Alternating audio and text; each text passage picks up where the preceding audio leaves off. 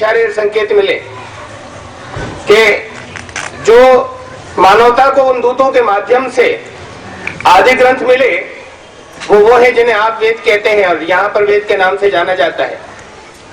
इसलिए हमारी वेदों में आस्था है उसके आदि ग्रंथों के रूप में इस हैसियत से।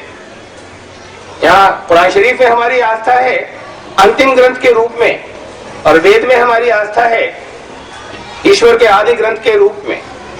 और हम ऐसा मानते हैं कि उनका संदेश, मूल संदेश, शैली बदली, भाषा बदली, कहीं कहीं उसके ऊपर उस जो मूल सिद्धांत हैं उनको कहीं कहीं कार्यान्वित करने के कुछ विधियां में थोड़ा थोड़ा सा मामूली परिवर्तन हुआ, लेकिन मूल संदेश कभी बदला नहीं वेद से लेकर कुरान तक। इस्लाम के विषय में एक गलतफहमी है, ये गलतफहमी बहुत ज्यादा है और आज हमारा यही मूल विषय, उसी की वजह से ये विषय रखा गया है कि इस्लाम में मारकाट की तालीम है, मारकाट की शिक्षा है। इस्लाम के मानने वाले आतंकवादी होते हैं।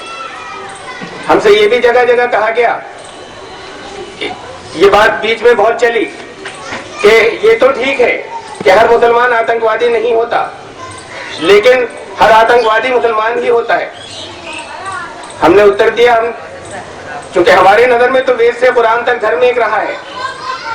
हमने हमेशा ये कैसे लोगों के जिसे ब्रेन वॉशिंग कहते हैं वो हो गई है कि जगह जगह धमाके रोज हो रहे हैं।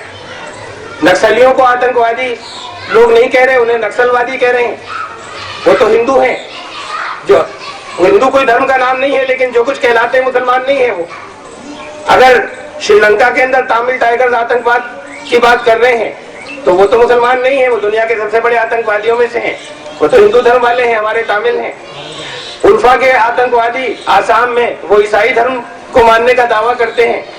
पंजाब के अंदर और अभी जो एक धमाका हुआ बाबा के यहाँ, वही पंजाब के उसके अंदर, वहां उसके बारे में भी कहा जा रहा है कि शायद सिख आतंकवादी थे। अभी ज्यादा पुरानी बात नहीं, सिख आतंकवाद लोग भूल जाते हैं, उसे आतंकवाद नहीं समझते। हाँ, मुसलमान और इस्लाम के नाम पे भी जगह जगह लोग आतंकवाद फैलाते हैं। बात सच्ची ये है कि आतंकवादी ना मुसलमान होता है, ना हिंदू होता है, ना सिख होता है, ना ईसाई होता है। ये तो सिर्फ आतंकवादी होते हैं। इस्लाम का उससे कोई संबंध नहीं। अफसोस का विषय ये है, और आगे जब अगले उसके अंदर मुझे जब समय मिलेगा तो मैं उसमें ये बताने की कोशिश करूंगा, ये प्रयास करूंगा कि अफसोस का विषय जो है वो ये है कि लोगों ने ये तो समझा कि इस्लाम के को जिन्होंने गलत समझा और गलत समझने की वजह से, मुसलमानों के बुरे कर्मों की वजह से बहुत से लोग उसकी दुश्मनी तक पहुंच गए अपनी गलत फहमियों में, भ्रांतियों में। उन लोगों ने उनको जो कुछ कुरान में से बीच बीच में से काट कर गलत अंदाज में और गलत प्रसंग में जो कुछ बताया गया, उसे सुनने के बाद उन्होंने ये कहा कि हाँ, इस्लाम के नहीं मानने वालों को मारने की और जान से मारने की शिक्षा देता है। जो इस्लाम के वो कहते हैं दुश्मन नहीं है, गलत फहमियां हैं, लेकिन जो दुश्मन कहलाते हैं, अफसोस की बात यह कि वो भी वही कहते हैं, और वो जो मुसलमान अपने आप को आतंकवादी कहते हैं वो भी वही कहते हैं। उन्होंने भी कुरान से, उनको भी ऐसे ही ट्रेनिंग दी जाती है कि उनको निकाल कर सिखाने वाले प्रसंग से काट कर चीजें बताते हैं और कहते हैं तुम्हारा इस्लाम और तुम्हारा कुरान जिसे तुम मानते हो ये कहता है, और वो आतंकवादी बन जाते हैं। तो आवश्यकता तो इस बात की थी कि सारे लोग इस गलतफहमी को दूर करते और बजाय इसके कि ये कहते कि कुरान पर पाबंदी लगाई जाए और उन आयतों को कुरान में से निकाला जाए, उन आयतों को प्रसंग में देखते और समझते, और यहाँ इस विषय पे हम कुछ चर्चा आगे करेंगे, उन्हें देखते और समझते, और अगर समझ में आता, झूठ नहीं, और अगर समझ में आता तो उन लोगों वो मिलकर, हिंदू मुसलमान ही नहीं और बाकी लोग भी मिलकर उनसे ये कहते और उनको डांटते, मिलकर उनसे आतंकवादियों से ये कहते कि इस्लाम इसकी शिक्षा नहीं देता, और सब मिलकर उनके खिलाफ आपस में लड़ते। अब ये बड़ी अजीब बात है कि जो इस्लाम के दुश्मन कहलाते हैं वो भी इसे आतंकवाद का धर्म कह रहे हैं, और जो आतंकवादी इसमें से कुछ बन रहे हैं वो भी इसकी गलत व्याख्या करने के बाद वो जानते नहीं इसके विषय में, और उनको बीच बीच में चीजें दिखाकर उनकी भावनाओं को उत्तेजित कर दिया जाता है, और उसके साथ में जो और चीजें हैं जिस प्रसंग में उसे काट दिया जाता है।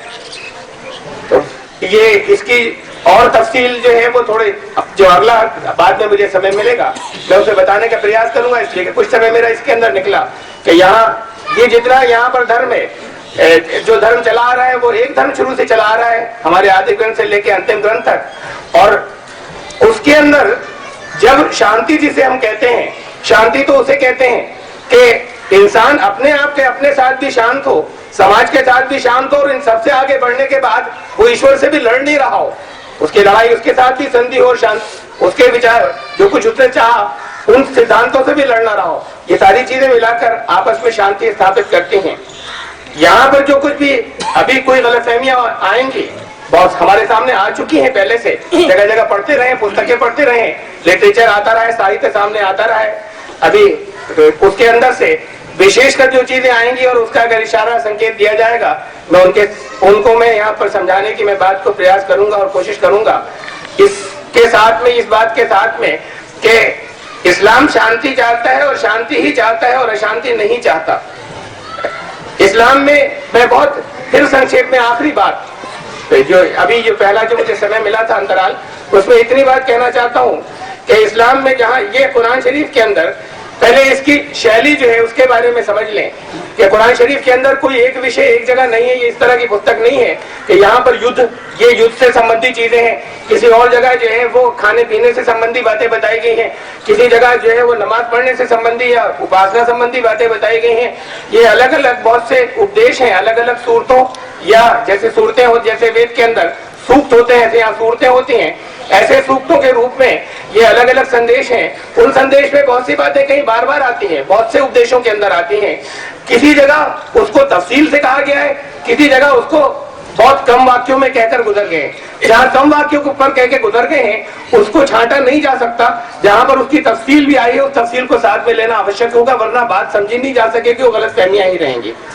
इस वजह से भी गलत फहमियां होती हैं। और अगले अंतराल में मैं ये भी बताने का प्रयास करूंगा कि वो सारी चीजें जिन्हें लोग ये समझते हैं कि ये लोगों को परेशान करने के लिए है या लोगों को मारने की बातें कुरान में कही गई हैं, वो सिर्फ उन परिस्थितियों से संबंधित हैं जब युद्ध की आवश्यकता पड़ जाए या शस्त्र उठाना जहां पर जरूरी हो जाए। हमेशा शस्त्र उठाने की बात न कभी कही गई है और न कोई भी किसी भी धर्म का कोई ग्रंथ इस तरह की बात कह सकता है कि अपने आसपास जो है वो हमेशा शस्त्र से लड़ते रहें और शस्त्र उठाते रहें और जो नहीं माने उसे मारते रहें।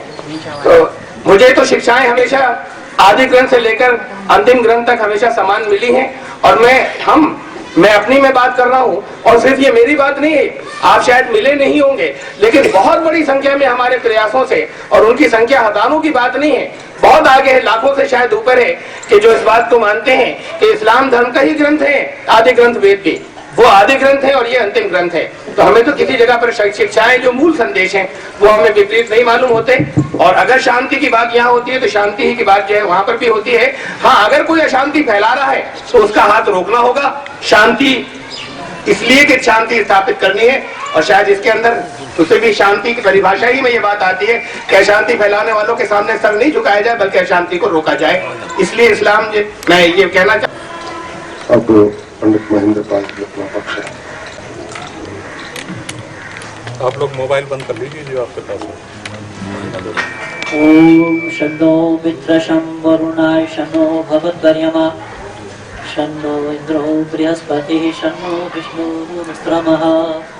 पूज्यपाद स्वामी जी महाराज, आदर और सम्मान के सभाध्यक्ष महोदय और इस सभा में उपस्थित सभी धर्म प्रेमी सज्जन वृंद,